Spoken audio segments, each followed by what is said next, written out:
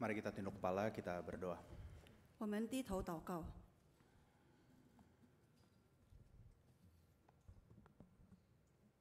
Ya Allah, berbicaralah sebab kami hamba-hamba-Mu siap mendengarkan. 主啊，求你对我们每个人说话，我们已经准备好听你的话语。 Dalam nama Yesus kami berdoa, amin. 我们祷告是奉靠主耶稣名求，阿门。 Kita buka Alkitab kita, 1 Yohanes 3.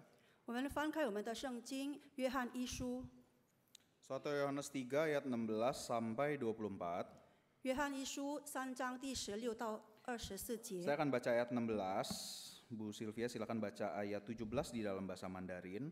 Begitu seterusnya bergantian sampai ayat 24. 第16节将用印尼语朗读，然后第17节将用汉语朗读，一直到最后，我们用起音方式来读这段经文。 Saya persilakan kita semua memperhatikan Alkitab kita masing-masing seiring saya dan Bu Sylvia membaca. 我们一起注意听。 Ayat 16, demikianlah kita ketahui kasih Kristus, yaitu bahwa ia telah menyerahkan nyawanya untuk kita. Jadi kita pun wajib menyerahkan nyawa kita untuk saudara-saudara kita. 第17节，凡有世上财物的，看见弟兄穷乏，却塞住连续的心，爱神的心怎能存在他里面呢？ Anak-anakku, marilah kita mengasihi bukan dengan perkataan atau dengan lidah, tetapi dengan perbuatan dan dalam kebenaran. 从此就知道我们是属真理的，并且我们的心在神面前可以安稳。 Sebab jika kita dituduh olehnya, Allah adalah lebih besar daripada hati kita serta mengetahui segala sesuatu. 亲爱的弟兄啊，我们的心若不责备我们，就可以向神坦然无惧了。 Dan apa saja yang kita minta, kita memperoleh daripadanya, karena kita menuruti segala perintahnya dan berbuat apa yang berkenan kepadanya. 神的命令就是叫我们信他儿子耶稣基督的名，且照他所赐给我们的命令彼此相爱。 Barang siapa menuruti segala perintahnya, ia diam di dalam Allah dan Allah di dalam dia. Dan demikianlah kita ketahui bahwa Allah ada di dalam kita, yaitu roh yang telah ia karuniakan kepada kita. Demikianlah firman Tuhan. 读经到此， Satu pertanyaan yang mungkin muncul di benak kita. 我们脑海中可能会出现一个问题： Tema kita tidak ada cara lain, itu dapatnya dari mana? 我们今天的主题就是别无他方法是从哪来的？ Hari Minggu tema kita tidak ada nama lain. 我们星期天的主题是别无他名。 Kalau kita baca teksnya, kita akan tahu itu dapat dari ayat 12. Tidak ada nama lain yang olehnya kita dapat diselamatkan. 若我们读他的经文，就是说，没有赐下别的名，我们可以靠着得救。 Hari ini tema kita tidak ada cara lain. Kalau kita lihat teks kita, nggak tahu dapatnya dari mana tema tidak ada cara lain. 若我们看我们今天的主题别无他方法，我们其实还不知道我们是从哪里得来的主题。 Kalau tema kita tidak ada cara lain itu tidak didapat dari teks kita. Lalu tidak ada cara lain itu merujuk ke apa atau maksudnya apa? 若我们的主题别无他方法不是从圣经取自的，那么我们就不知道这个主题是从哪来的。 Kalau saya boleh memparafrase menggunakan kalimat teks di hari Minggu, maka saya akan memparafrase tema kita menjadi tidak ada cara lain yang olehnya kita dapat membuktikan bahwa kita sudah diselamatkan. 若我可以借用星期天的主题所用的句子来讲义今天的主题，就是说没有赐下别的方法，我们可以靠着得救。 Hari Minggu tidak ada nama lain yang olehnya kita dapat diselamatkan. Hari ini tidak ada cara lain yang olehnya kita dapat tahu bahwa kita sudah diselamatkan. 星期天别无他名，让我们可以靠着得救。那么今天别无他方法，让我们可以知道我们已经得救了。 Bedanya apa? 有什么不同呢？ Yang satu kita berbicara tentang nama yang olehnya kita dapat diselamatkan. 一个是说着，就是靠着那名我们可以得救。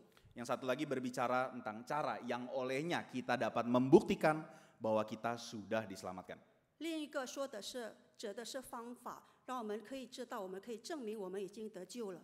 Yang satu berbicara tentang bagaimana kita bisa diselamatkan. 一个说的是我们如何得救， Yang satu berbicara tentang bagaimana kita bisa tahu kalau kita sudah diselamatkan. 另一个说的是我们如何知道我们已经得救了。Yang satu berbicara tentang bagaimana kita bisa menjadi Kristen. 一个说的是我们如何成为一个基督徒， Yang satu berbicara tentang bagaimana kita bisa tahu kalau kita sudah Kristen. 另一个说的是我们如何知道我们已经成为了一个基督徒， Atau mohon maaf kalau pakai bahasa teologi, yang satu berbicara tentang faith.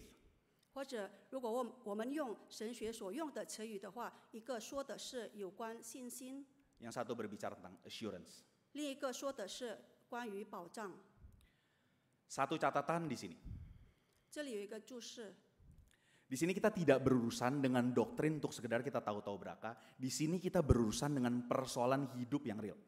这里我们不是跟知道某些事的教义，就是我们不是靠着我们一些教义来知道某些事，但是Berurusan dengan persoalan hidup yang real. 但是跟生活上的实际的问题相关。 Sekitar 2 minggu yang lalu di komisi remaja gereja kita ada dibikin semacam sesi Q&A. 2个星期前，我们的青年团契有了一个问答的环节。 Ada 2 remaja kita mengajukan pertanyaan yang serupa. 我们有2个青年问了同样的问题， Yang menurut saya itu mewakili pertanyaan mungkin beberapa di antara kita juga. 可能那些问题也是代表我们一些人的问题。 Yang remaja bertanya, kalau saya boleh parafrase, how do I know that I truly belong to Christianity? 那2个青年人说，我如何知道我是属基督教的？ Ini kata-kata anak remaja kita sendiri ya. Because I feel lost and uncertain whether I'm one. 这是我们青少年自己说的，因为我感到迷茫，也不确定我是否是一个属基督徒的。 Aku pernah 属基督 merasakan 教的。 hadirat Yesus. 我曾经感到耶稣的同在， Aku sangat bahagia dengan hadirat Yesus. 我感到开心快乐，当我知道耶稣与我同在。 Tapi sekarang aku tidak merasakan apa-apa.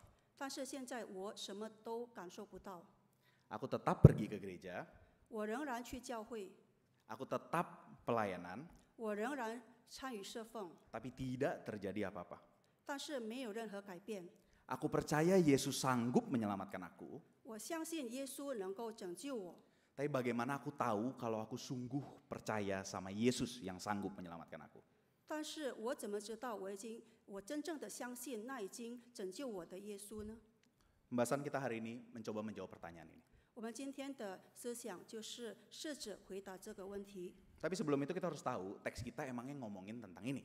但是首先呢，我们要先知道我们的主题是否跟这个相关。 Jawabannya iya, teks kita ngomongin ini kita tahu dari mana karena Yohanes sendiri yang kasih tahuin. 是的，我们今天的主题跟这个问题是相关的，因为是约翰自己所说的。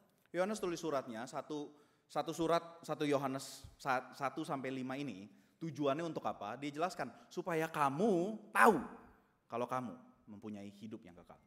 约翰所写的书信就是让我们知道我们信奉神的儿子真名的人， Sepanjang 我们知道我们已经有永生。 Sepanjang suratnya dia tulis beberapa tujuan, salah satunya yang lain supaya kamu beroleh persekutuan dengan kami. 他写的一些书信，他写了几个目的，其中一个就是让我们知道我们就是我们相交， Supaya sukacita kami menjadi sempurna. 让我们的喜乐充足， Supaya kamu jangan berbuat dosa. 让我们不再犯罪。 Tapi dari semua tujuan ini kita tahu tujuan utamanya Yohanes adalah supaya pembacanya tahu kalau kalian sungguh orang Kristen. 但是从这些目的，主要的就是让你们知道你们是一个基督徒。 Kita tahu dari mana? Karena di sepanjang suratnya ini persoalan yang Yohanes ngomong berulang-ulang. 我们从哪里知道呢？因为在约翰所写的书信里面，他重复的说了同样的话。 Sepanjang suratnya dia ngomongin ini terus. 在他所写的书信里面，他一直重复说同样的话。 Demikianlah kita bisa ketahui kalau kita anak Allah, kalau kita mengenal Allah, kalau kita menuruti perintahnya. 就是因为我们遵守他的命令，我们就知道我们是认识、我们知道上帝的。 Demikianlah kita ketahui kalau setiap orang yang lahir daripadanya yaitu jikalau mereka berbuat kebenaran. 我们也知道每个人从他而生的，因为他们行公义。 Demikianlah kita ketahui kalau kita sudah berpindah dari maut ke hidup, yaitu kalau kita mengasihi saudara. 从此我们下一个就是我们从此就知道我们已经出死入生了。 Pembahasan serupa dibahas berulang-ulang sepanjang suratnya Yohanes. 同样的话一直在约翰所写的书信里面重复。 Dari sini kita tahu tujuan utama Yohanes pengen pembacanya tahu kalau mereka sungguh Kristen sejati. 所以我们从这里知道，约翰写他这些书信的目的，就是他要基督徒信徒知道他们是神的儿女。 Dan untuk menjelaskan ini, salah satunya Yohanes menjelaskan di teksnya kita. 那么约翰在一些就是结经里面说了这段话。 Dari sini kita tahu teks kita berhubungan erat dengan pertanyaan, how do I know I truly belong to Christianity? 所以从这里我们可以知道，我们所读的经文跟这个问题，就是我怎么知道我是属基督教的，是相关的。 Bagaimana kita bisa yakin kalau kita adalah Kristen yang sejati? 我们如何确定我们是一个真正的基督徒？ Yohanes menjelaskan dua cara untuk membuktikan kita adalah Kristen sejati. 约翰写了2个方法或者2个方式来证明我们是一个真正的基督徒。 Satu berkaitan tentang kasih yang seperti Kristus, dan kedua berkaitan dengan seruan instingtual oleh Roh Kudus. 第一个就是像基督的爱，第二的就是按圣灵的本能的呼唤。 Kita bahas satu persatu dari yang pertama, kasih yang seperti Kristus. 我们一个一个的看，我们先看第一的，就是像基督的爱。 Yohanes membahas kasih itu tidak dimulai di ayat 16, melainkan di ayat 11. Tadi kita nggak baca. 约翰解释爱的这个词句，不是从第12节开始的，乃是从第11节开始。 Kita harus saling mengasihi. 我们要彼此相爱。 Lalu dijelaskan di ayat 12, bukan seperti Kain. 然后在第12节那里说，不像卡隐那样。 Dikontraskan di ayat 16, melainkan seperti Kristus. 然后在第16节那里说，相反的说，乃是像基督一样。 Pembahasan mengasihi yang bukan seperti Kain disimpulkan di ayat 14. Dari situ kita tahu kalau kita sudah berpindah dari maut ke hidup karena kita mengasihi saudara kita. 那么在这里第12节，不像卡隐的爱，可以在第14节那边总结。从此我们就知道，我们已经从死入生了，因为我们爱我们的弟兄。 Pembahasan mengasihi seperti Kristus disimpulkan juga di ayat 19. Demikianlah kita ketahui bahwa kita berasal dari kebenaran. 爱像基督那样，也可以在第19节那边看得出来。从此我们就知道，我们是属真理的。 Jadi dari mana kita tahu kita berasal dari kebenaran? 我们如何知道我们是属真理的呢？ Dari mana kita tahu kalau kita sudah berpindah dari maut ke dalam hidup? 我们如何知道我们已经出死入生了呢？ Atau dalam bahasa kita sekarang, dari mana kita tahu kita Kristen yang sejati? 或者简单的说，我们怎么知道我们是一个真正的基督徒呢？ Jawaban sederhananya dari hidup kita, kita lihat apakah ada gaya hidup mengasihi saudara kita. 约翰这里所指的就是我们可以从我们的生活方式看得出来，我们是否是一个真正的基督徒。 Mengasihi yang seperti apa? Di ayat 16 dikasih tahu mengasihi yang seperti Kristus. 什么样的爱呢？就是像基督那样的爱。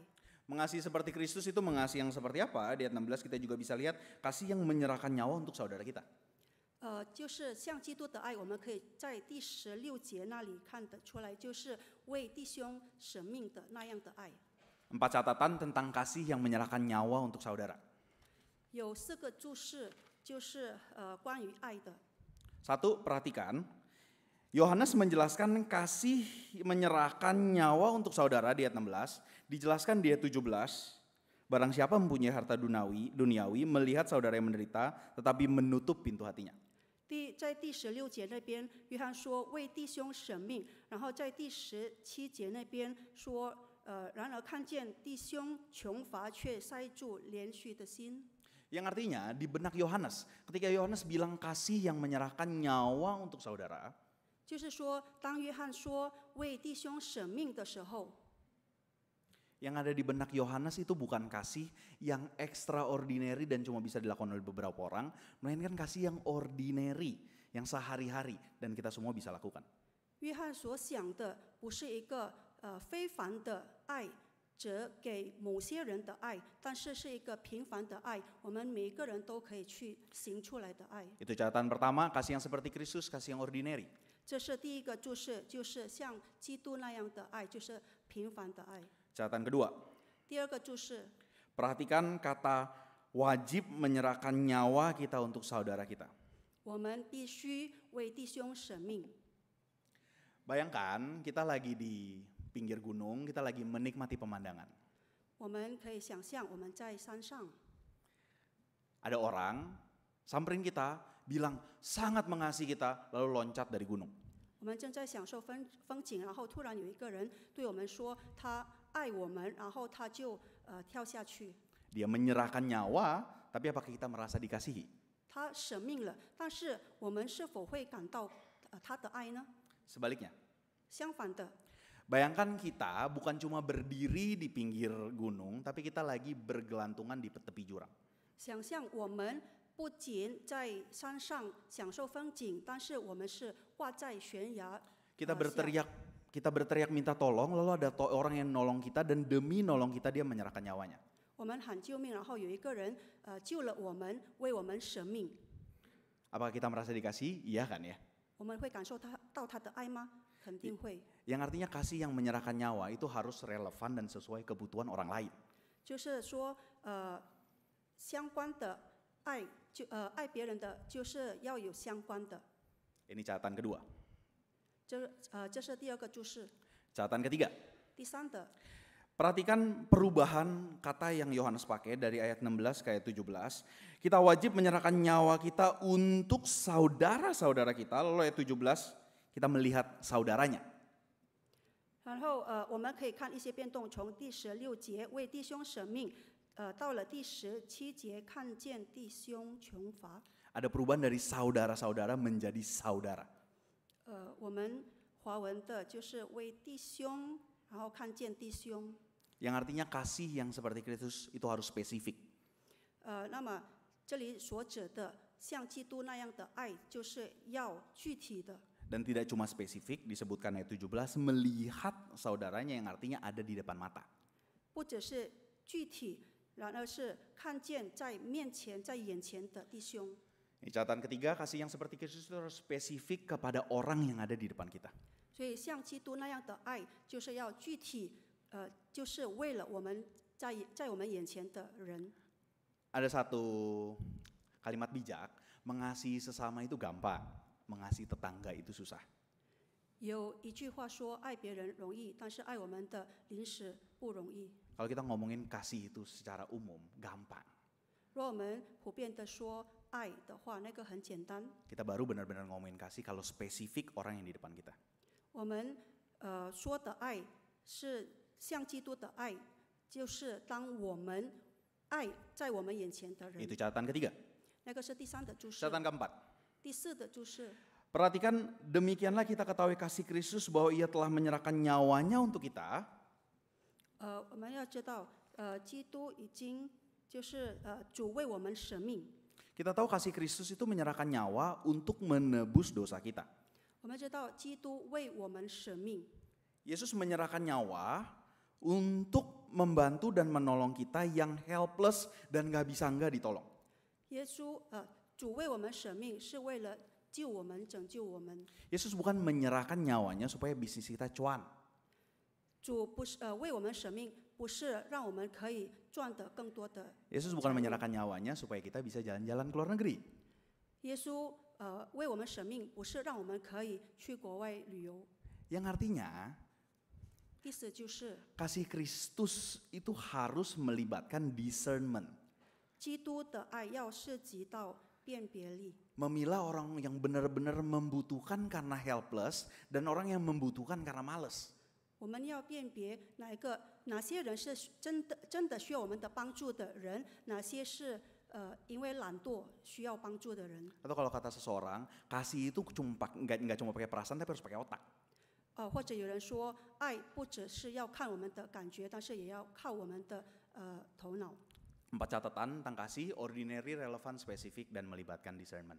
这就是爱的4个注释，就是平凡的爱，要有相关的爱，然后具体的爱也要涉及到辨别力的爱。 Nah, kalau kita melihat kasih yang seperti ini, sekarang kita bisa merefleksikan diri kita 如果我们看到像这样子的爱，那我们就可以反思， terhadap orang-orang sekitar kita yang membutuhkan. 对于在我们四周围需要帮助的， Apakah kita menutup mata atau kita bersedia mengorbankan diri? 我们是否愿意牺牲我们自己， Mengorbankan waktu, mengorbankan kenyamanan, bersedia repot buat orang lain. 牺牲我们的时间、我们的金钱，为了别人。 Ketika kita lagi mau baik sama seseorang, kita lakuin itu berdasarkan kebutuhan dia atau berdasarkan moodnya kita. 当我们要为别人做一件好事的时候，是按照我们自己的心意，还是按照他们的需要？ Mengamati dan memperhatikan orang sekitar kita itu beneran butuhnya apa, itu menjadi gaya hidup kita sehari-hari, atau cuma sesuatu yang kita lakukan sekali 2 kali. 我们观察我们四周围的人需要我们的帮助，是否已经成了我们的生活方式？ Kalau kita melihat itu menjadi gaya hidup kita, 如果我们把那些视为我们的生活方式的话， Yohanes mengajarkan kita di ayat 19, kalau demikianlah kita ketahui kalau kita berasal dari kebenaran. 约翰教导我们在第19节那里，从此就知道我们是属真理的。 Sebaliknya, 相反的， kalau terhadap kesukaran orang yang ada di sekitar kita, 当我们四周围的人遇到问题、遇到困难的时候， mungkin anak yang membutuhkan perhatian, 也许我们的孩子需要我们的关注， atau teman kerja yang sebenarnya membutuhkan pembelaan tapi kita diem aja. 或者我们有同事需要我们去辩护他们。 Terhadap kebutuhan yang ada di sekitar kita, kalau kita menutup hati kita dan menutup mata kita, 在我们四周围的人需要我们帮助的人，如果我们不愿意帮助他们的话， Yohanes tanya di ayat 17, bagaimanakah kasih Allah tetap berada di dalam kita? 约翰在第17节那里问我们：爱神的心怎能存在它里面呢？ Nah, ini cara pertama untuk membuktikan kita Kristen yang sejati. 这是一个如何问或者反思我们是否一个真正的基督徒的一个方式。 Kita melihat hidup kita, adakah gaya hidup mengasihi orang sekitar kita? 我们看我们自己的生活方式是否有去爱我们四周围的人的心， Ini cara pertama. 这是第一个方式。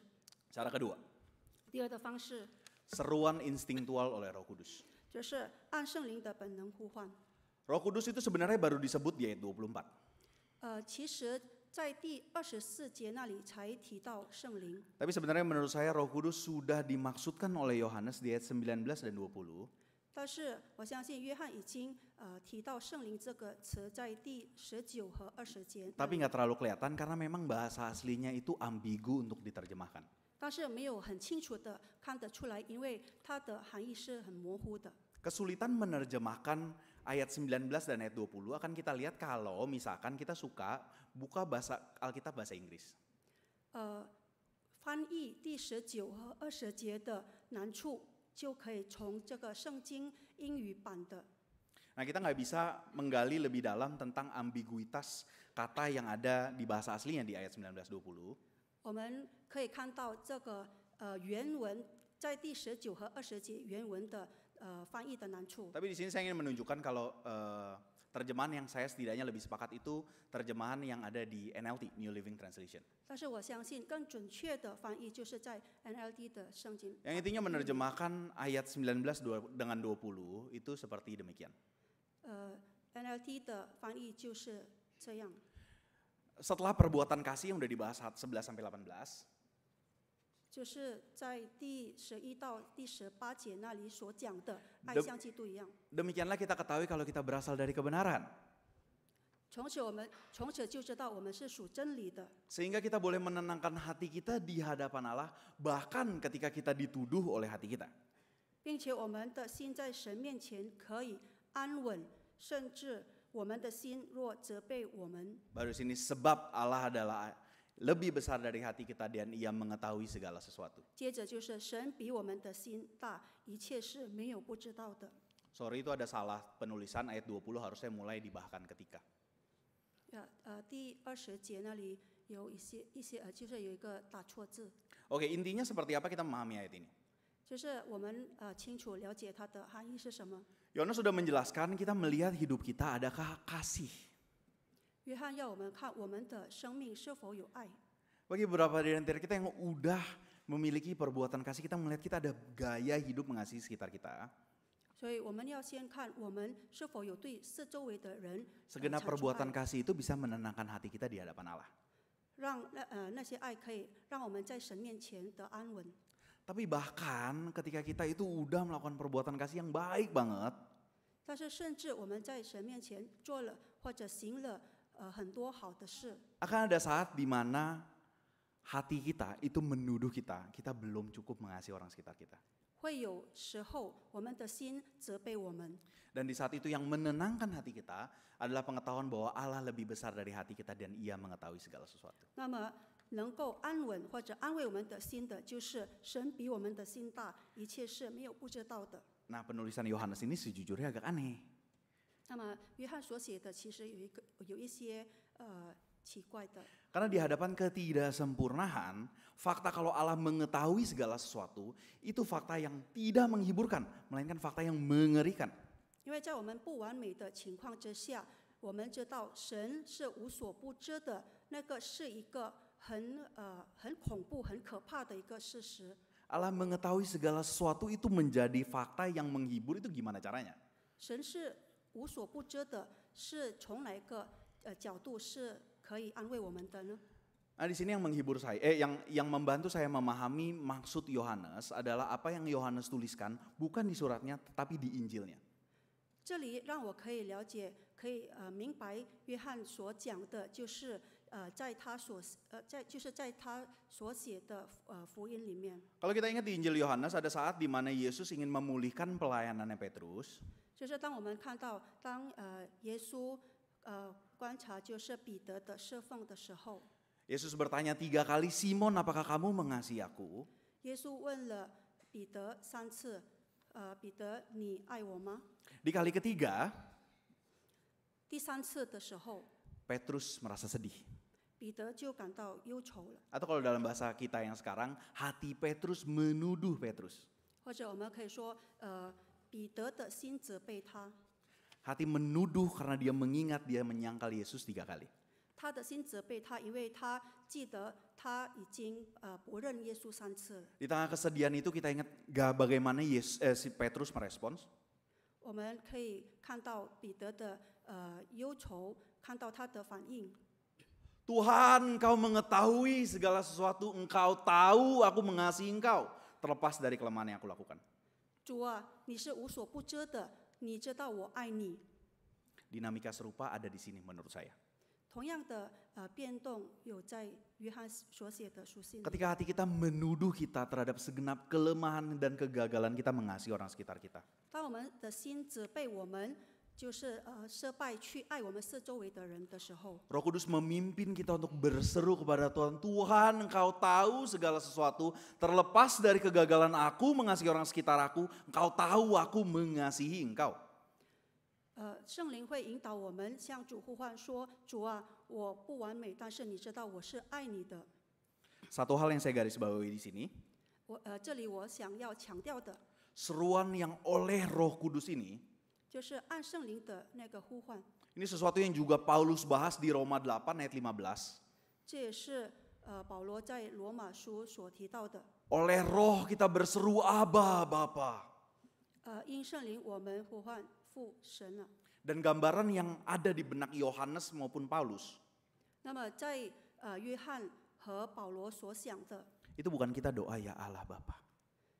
就是 Bukan kita berdoa ya Allah Bapa. 不是我们的祷告说父神了， Tapi seperti anak kecil yang jatuh, lalu secara instingtual, secara otomatis cari ma, pa.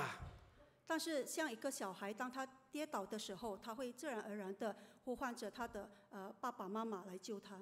Demikian juga hati kita, ketika hati kita menuduh kita secara otomatis dan secara instingtual hati kita berseru, Lord. 我们也我们也一样，当我们的心责备我们的时候，我们会自然而然的，我们会直觉的向上帝呼唤。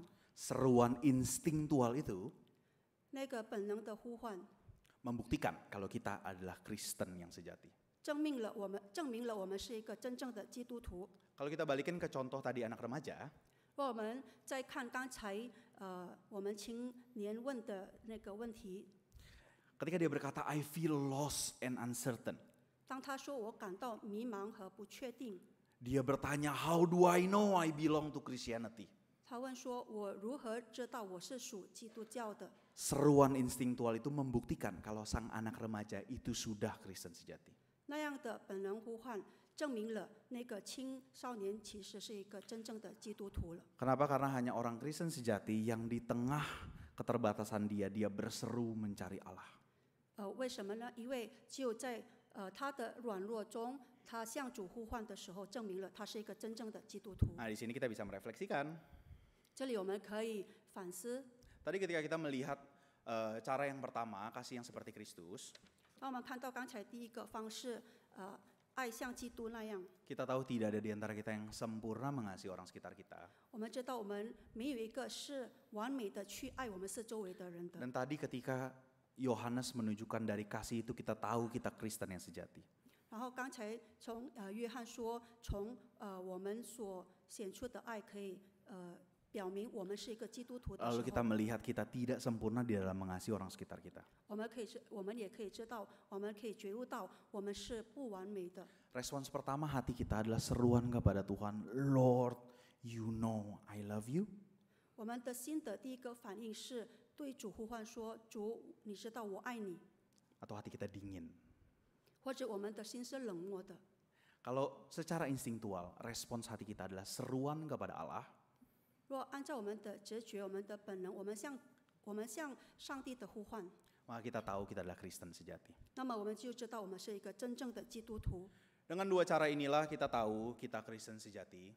就是按照这两个方式，我们知道我们是真正的基督徒。 Sering kita melihat hidup kita ada gaya hidup mengasihi sesama seperti Kristus.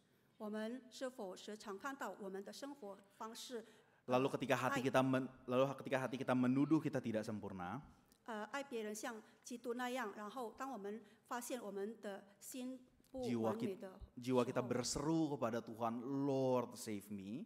我们的灵向主呼唤说：“主拯救我。” Dari dua hal inilah kita bisa membuktikan kita Kristen yang sejati. 从这两件事可以证明我们是一个真正的基督徒。 Saya tutup dengan satu catatan. 我用一个注释来做一个结束。 Apa yang Yohanes ajarkan di sini, 约翰在这里所教导的是， dari kasih dan dari seruan yang instingtual, 从爱还有本能的呼唤， kita bisa tahu kita memiliki hidup yang kekal. 我们可以知道我们已经得永生。 Ini sesuatu yang Yohanes ajarkan di dalam konteks iman. 这个是约翰在信心的背景所教导的， Supaya kamu yang percaya kepada anak Allah tahu 让你们信奉耶稣的名的人知道。 Saya ulang di sini. Dua bukti ini ada di dalam konteks iman. 就是我再重复，就是这两个证据就包括在信心的背景里面。 Di luar konteks iman, dua bukti ini tidak berarti. 除此以外，没有一个任何事是没有意义的。 Kenapa saya perlu menggarisbawahi ini?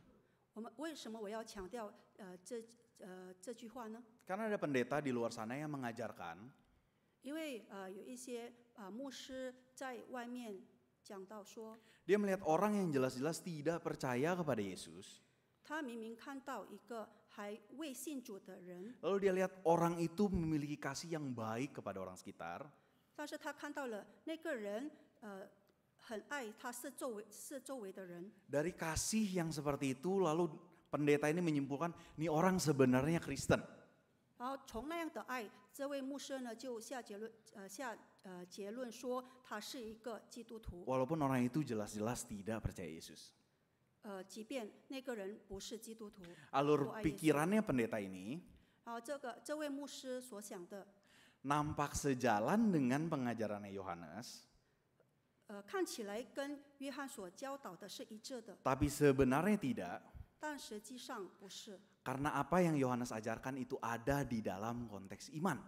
因为约翰所教导我们的是在信心 Supaya 背景里 kamu 面， yang percaya kepada Allah tahu 你们信奉神儿子的名知道， Sekali lagi di luar konteks iman, dua bukti ini tidak berarti. 所以在信心背景以外，这两件其他事是没有意义的。 Amin. 阿门。 Mari kita berdoa. 我们低头祷告。 Ya Tuhan, Engkau yang paling tahu isi hati kami masing-masing. 主啊，你知道我们每一个人的心里面的所想的。 Beberapa di antara kita bergumul, sungguhkah kami percaya kepada Engkau? 我们有一些人正在挣扎中，我们是否是一个真正的基督徒？ Bagi beberapa di antara kita yang bergumul, hamba berdoa supaya firman ini menjadi penghiburan.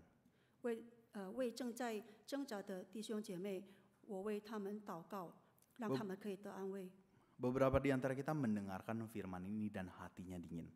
我们有一些人听知道，但是我们的心仍然是冷漠的。 Hamba berdoa, bukankah Engkau Allah yang menjanjikan anugerah hati yang baru? 你的仆人祷告，你是应许永生的上帝， Anugerahkanlah hati yang baru demikian. 求你赐给我们一颗新的心。 Inilah doa kami mohon hanya kepada Engkau, Yesus Kristus. Amin. 这是我们的祷告，我们祷告是奉靠主耶稣名求，阿门。